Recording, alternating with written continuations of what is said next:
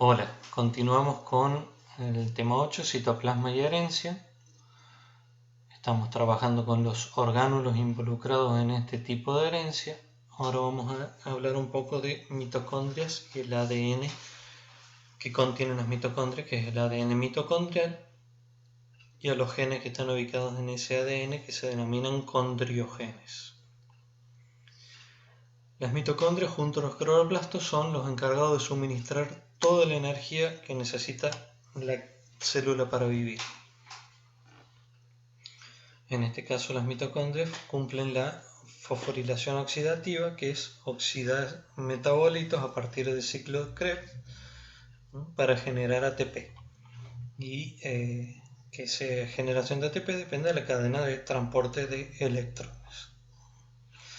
Toda la estructura de las mitocondrias está relacionada a la función que van a cumplir.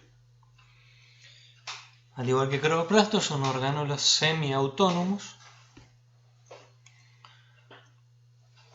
y cumplen esa función de fosforilación oxidativa en el ciclo de Krebs dentro de la membrana interna de estas mitocondrias. La reacción global es inversa a la de la fotosíntesis, en este caso a partir de sustancias alimenticias y la utilización de oxígeno se genera energía y se libera dióxido de carbono. Las mitocondrias son endosimbiontes que se habrían originado hace más de 2.000 millones de años, donde una bacteria que degradaría moléculas orgánicas por fermentación absorbió una célula menor que sería capaz de respirar, y eso sería el origen de las mitocondrias y de las células que tienen la capacidad de respirar, por lo tanto ser mucho más eficiente en la formación de energía a partir de respiración. La fermentación anaeróbica es bastante menos eficiente que la respiración. Al haber ADN en las mitocondrias, también por lo tanto si hay ADN tiene que haber genes, denominados condriogenes. Fue descubierto en el año 1963, o sea, hace no más de 60 años, 50 y algún años, y se debe tener en cuenta que cada célula posee varios cientos de mitocondrias y que cada mitocondria va a contener aproximadamente entre 2 y 10 moléculas de ADN, o sea que va a haber muchas moléculas de ADN mitocondrial por cada célula. Sin embargo, representa una parte muy pequeña, menos del 0,5% del ADN total. Ahí tenemos una fotomicrografía del ADN mitocondrial humano. Como verán, es muy pequeño. Una de las cosas a destacar es que el ADN mitocondrial humano fue el primero en secuenciarse hace no más de 40 años, 1980, y contiene 16.000 pares de bases. Se conoce la secuencia completa de muchos nucleótidos de varios ADN MIT, de humanos, de bovinos, de levadura, de maíz. Son usados como modelo. El ADN MIT son moléculas bastante más pequeñas que el ADN cloroplástico, con un porcentaje de GC bastante más variable, puede ir desde un 15-17% hasta más del 60%. Es mucho más abundante en las plantas y en los órganos que en los vertebrados, plantas y hongos, que en los vertebrados. Y por supuesto, el ADN MIT es activo porque va a transcribir, va a formar ARN mensajero, ARN ribosómico que va a formar parte de los mitorribosomas, y ARN transferentes que van a servir en la traducción. ¿Cómo es la replicación de ese ADN MIT? Al ser un ADN circular, igual que el cloroplástico, igual que el de las bacterias, tiene una replicación, en este caso particular. Las semihélices van a tener distinta densidad. ¿A qué se debe? A que la hemihélice de afuera entre comillas, es de alta densidad porque tiene más nucleótidos de guanina, mientras que la de adentro tiene una densidad más baja porque tiene más contenido de citosina. Entonces la replicación ocurre mediante un desplazamiento que involucra a dos orígenes distintos en cada una de las cadenas. Cada hemihélice tiene un centro de origen particular. El centro de origen de la cadena pesada, la externa, y el centro de origen de la cadena liviana, la interna. Por supuesto, la replicación es producida por un ADN polimerasa específica y muy simple que se denomina ADN polimerasa gamma. Aquí tenemos el modelo general para los vertebrados de replicación, se le denomina tipo ASA-D, desplazamiento, en plantas un poco menos conocido, pero es similar. ¿Por qué ASA-D? Porque la replicación comienza en el sitio de origen de la cadena pesada y se forma un bucle D, un bucle de desplazamiento en sentido horario. Como verán acá en la flechita roja, comienza el sitio de origen de la cadena pesada usando como molde a la cadena liviana. Se va sintetizando la cadena pesada. Fíjense el avance de la cadena pesada con la flechita roja. Cuando se llega aproximadamente a 2/3 de esta replicación de la cadena pesada, se llega al sitio de origen de la cadena liviana. Entonces comienza la síntesis en el sentido antihorario de la cadena liviana usando como molde la hemihélice pesada. Entonces se va a sintetizar primero la cadena pesada, en 2/3 de síntesis de la cadena pesada comienza la replicación de la cadena liviana en sentido antihorario. Por eso se denomina tipo ASA-D o de bucle de desplazamiento. Aquí tenemos un par de fotomicrografías del comienzo de un lazo D y de un lazo D bastante más avanzado. Eso es en cuanto a replicación. ¿Qué podemos decir a partir de la transcripción del ADN MIT? Lo hace una única ARN polimerasa, requiere 2 factores de transcripción y uno de terminación que están cifrados en el ADN del núcleo. Hay 3 promotores, uno para la cadena liviana, 2 para la cadena pesada, por lo tanto se van a producir 3 moléculas policistrónicas bastante largas. La cadena liviana, la de adentro, se transcribe como una única unidad, por lo tanto va a formar un solo transcripto primario. En ese transcripto primario están contenidos 8 ARN de transferencia, un ARN mensajero, mientras que en la cadena pesada, la de afuera, se van a formar 2 unidades de transcripción, o sea, 2 transcriptos primarios. La primera unidad va a contener la información para formar 2 ARN ribosómicos, 2 ARN ribosómicos, el de 12 unidades de sedimentación y el de 16 unidades de sedimentación, y 2 de los ARNT. En cambio, la unidad 2 va a ser un poco más grande, contiene la información para 13 polipéptidos, 13 ARN mensajeros que van a formar 13 polipéptidos, y para 14 RNTs. Es un ARN mensajero bastante más largo que los demás.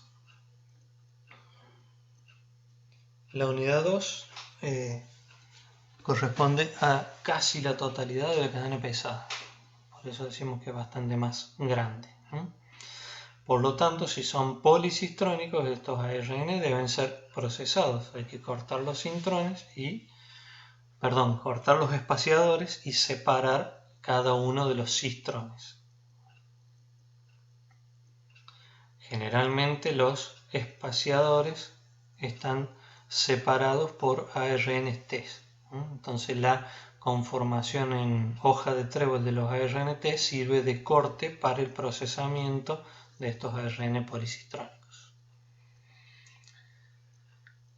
Denominamos condriogena cualquier secuencia que está localizada en el ADN MIT de las células eucariotas, y el condrioma es la sumatoria de toda esa información genética contenida en los condriogenes. ¿Cuáles son las características del genoma mitocondrial? Bueno, tiene información para pocas proteínas, necesita la cooperación con el núcleo para sintetizar gran parte de esas proteínas y hacerlas funcionales. Y el código genético tiene algunas pequeñas diferencias con el código genético universal. El ADN mitocondrial animal, para diferenciarlo del vegetal, el animal es un modelo de economía donde hay muy poco ADN espaciador entre las secuencias a transcribir. ¿Sí? Se forman, como dijimos, 22 ARNT, 13 ARN mensajeros y 2 ARN ribosómicos. Esos 13 ARN mensajeros forman parte de proteínas de la membrana interna. Ninguna de todas ellas tiene intrones. Todas esas proteínas de función se ubican, como dijimos, en la membrana interna en relación al transporte de los electrones. 3 pertenecen a la citocromo C oxidasa. Una va a formar parte del citocromo BF. 2 va a ir a formar parte de la ATPasa. Y 7 subunidades van a ir a formar parte de la NAD-fosfato deshidrogenasa. El ADN vegetal tiene una organización similar al de animal. La mayoría de las secuencias codificantes están en la MS de afuera, pero tiene un mayor tamaño que el ADN mitocondrial animal. A pesar de tener mayor tamaño, tiene similar información, además de la misma organización. Y la diferencia en este caso en los vegetales es que hay ADN espaciador y secuencias intercaladas que no codifican. Por lo tanto, en los ARN maduros se necesita el corte y empalme. Por ejemplo, la subunidad 1 de la citocromo oxidasa contiene 9 intrones y 10 exones. Aquí tenemos el ejemplo con esa subunidad 1, donde se observa la línea continua más gruesa, es el ARN ya maduro, el resto es el ADN, donde se pueden observar los lazos que se forman al hibridar con este ARN maduro, y esos lazos están indicando los intrones en el ADN. O sea, hay que cortar los intrones y empalmar los exones en el ADN mitocondrial vegetal. Aquí tenemos comparado dos mapas del ADN mitocondrial humano por dentro y del ADN mitocondrial de levadura por fuera, donde se pueden observar las distintas secuencias para los citocromos, las C2 del 1, de la unidad 3, del citocromo B, de las ATPasas, ¿sí? Que tienen las mismas secuencias en el humano, pero sin los intrones. Los intrones aquí en la levadura se estarían viendo con el color amarillito. ¿Cómo es la traducción del ADN mitocondrial? Las mitocondrias van a tener una maquinaria propia para la síntesis de proteína, al igual que los cloroplastos. Van a fabricar pocas subunidades de proteínas que todas van a estar participando de la función de las mitocondrias, todas ubicadas en la membrana interna donde se da el transporte de los electrones. Todas las proteínas de la membrana externa de los ribosomas, inclusive las enzimas necesarias para replicación, transcripción y traducción del ADN MIT, son codificadas por genes nucleares. Entonces, esos componentes que están expresados en el núcleo tienen que transportarse a las mitocondrias para cumplir la función. Esto estaría indicando que en el transcurso de la evolución las mitocondrias transfirieron genes y funciones al núcleo, al igual que los cloroplastos. Aquí tenemos algunos ejemplos de la cantidad de subunidades que se forman en el núcleo y en las mitocondrias de las principales enzimas, ¿sí? Por ejemplo, simplemente para nombrar un ejemplo, la ATPasa, del total de 14 subunidades con la que cuenta, 12 son sintetizadas en el núcleo, 2 en las mitocondrias. En la NAD-fosfato deshidrogenasa, de las 8 totales, una se sintetiza en el núcleo, 7 en la mitocondria. hay una cooperación estrecha entonces entre el núcleo y la mitocondria para las enzimas de función, la función de la respiración, ¿sí? Aquí tenemos un esquemita donde se observa la membrana interna de las mitocondrias, el ADN mitocondrial que va a formar ARN mensajero, va a formar proteínas, y están esquematizadas en color naranja las subunidades de esas proteínas que aportan el ADN mitocondrial, ¿sí? Citocromo C oxidasa, del complejo ATPasa y del citocromo B. Por otro lado, todas las que están simbolizadas en colorcito blanco son las proteínas que son expresadas en el ADN nuclear.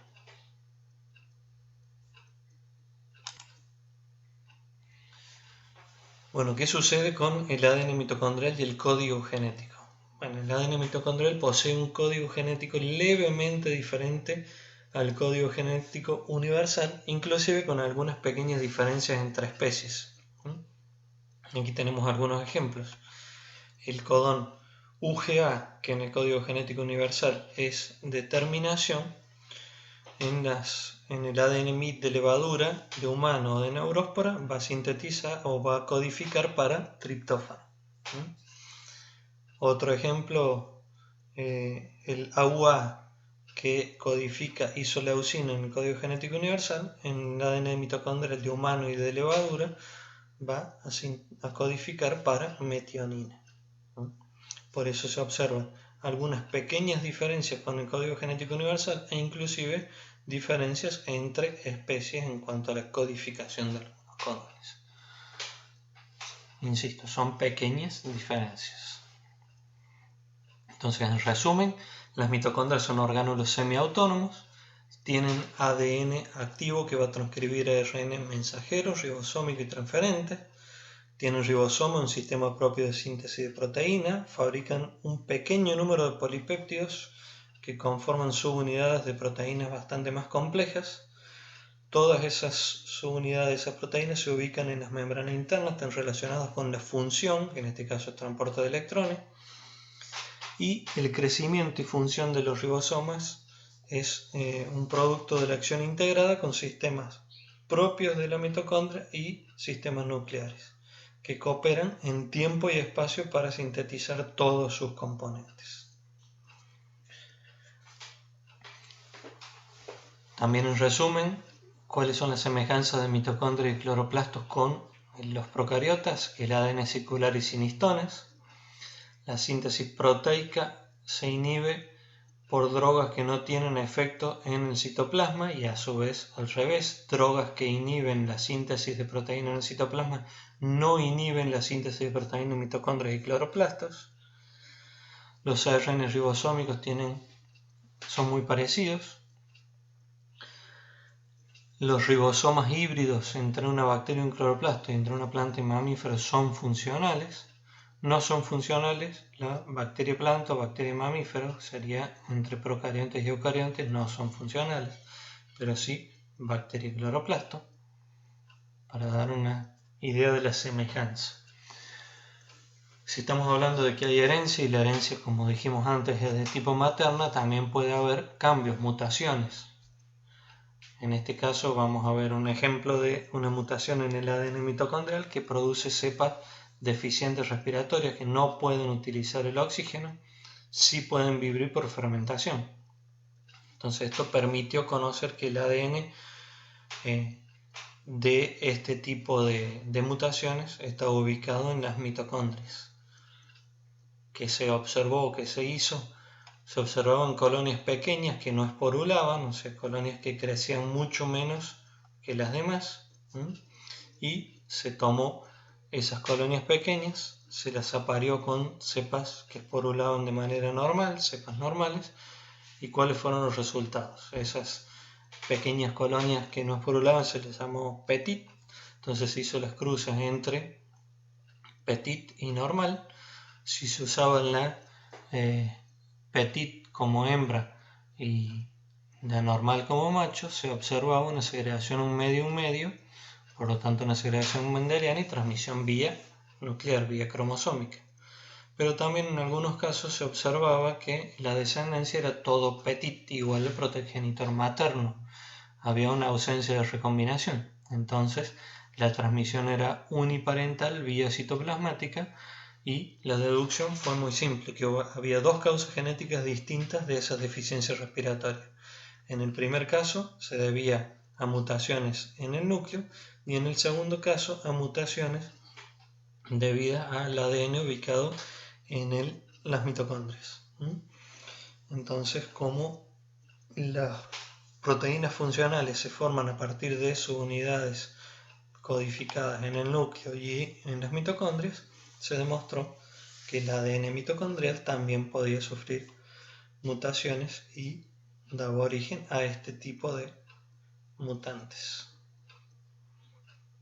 En el modo verde del pan también se observan fenotipo POCI diminuto, o sea, tiene un crecimiento lento porque es deficiente en los citocromos A y B. Entonces, cuando se hacía la cruza de cepas normales con POCI, toda la descendencia era normal. Cuando se hacía el cruzamiento recíproco POCI por normal, toda la descendencia era POCI. Entonces, la transmisión era de tipo materno, citoplasmático no mendeliana, y se da por una deleción en el promotor del ARN ribosómico de la subunidad chica del ribosoma mitocondrial.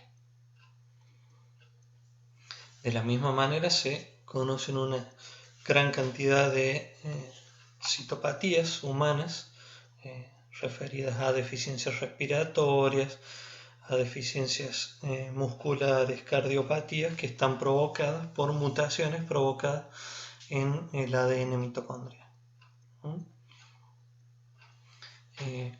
Un caso particular, y es la manera de estudiarla, cómo es la herencia del ADN mitocondrial para diferenciarlo del nuclear. En el caso del nuclear, la herencia es provista por todos los ancestros, o sea, este descendiente va a heredar los alelos de genes nucleares de los dos progenitores. En cambio, en el caso de la genes ubicados en las mitocondrias, la herencia es de tipo materno, por lo tanto se pueden rastrear los antecesores por el lado femenino, ya que se va a transmitir siempre de vía materna.